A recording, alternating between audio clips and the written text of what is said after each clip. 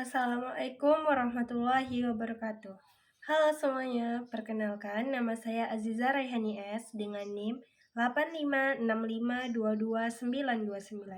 Saya dari Prodi PGSD Fakultas Keguruan dan Ilmu Pendidikan Universitas Terbuka.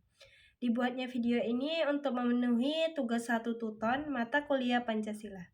Teman-teman, pernahkah kalian berpikir bagaimana Pancasila bisa menjadi dasar negara kita? Meskipun zaman terus berubah, dari masa kemerdekaan hingga era digital sekarang ini, Pancasila selalu hadir sebagai kompas moral bangsa. Mari kita menelusuri perjalanan panjangnya dan menemukan pelajaran penting bagi kita, generasi muda. Yang pertama, awal kemerdekaan. Setelah proklamasi 1945, Indonesia memerlukan dasar negara yang menyatukan keberagaman.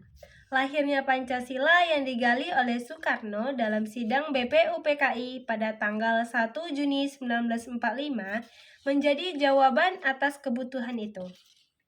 Pancasila hadir bukan sebagai hasil impor, melainkan buah dari kepribadian bangsa sendiri.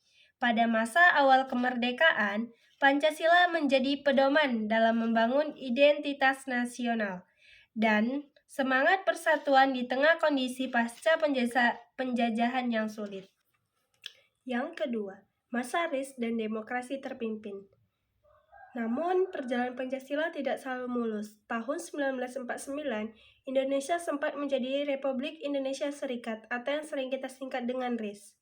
Dan banyak pihak khawatir nilai-nilai Pancasila akan tergeser oleh kepentingan politik dan federalisme.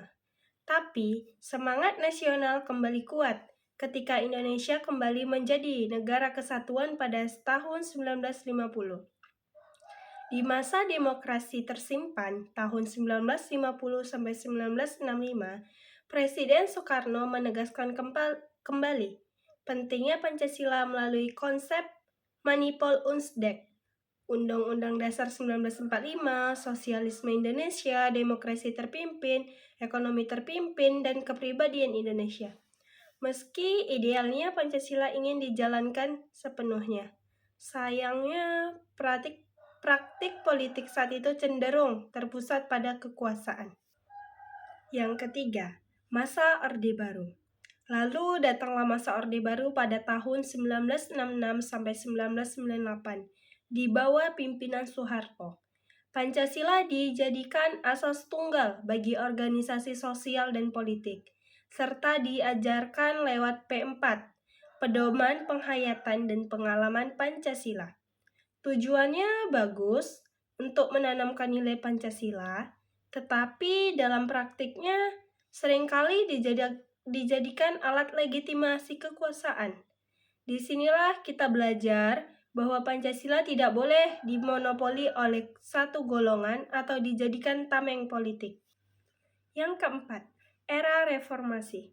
Memasuki era reformasi tahun 1998 sampai sekarang, kebebasan berekspresi semakin luas, namun muncul tantangan baru, individualisme, polarisme politik, dan hoax digital. Kini, tugas generasi muda adalah menghidupkan kembali Pancasila bukan sebagai slogan, tetapi sebagai panduan moral dalam dunia yang serba cepat dan digital ini. Dari sejarah panjang Pancasila, saya belajar bahwa nilai-nilai persatuan, gotong royong, dan keadilan sosial bukan sekedar warisan masa lalu, tetapi pedoman hidup yang terus hidup di setiap zaman. Bagi generasi muda saat ini, Pancasila tetap relevan sebagai kompas moral di tengah arus globalisasi dan teknologi yang kadang membuat kita individualistis.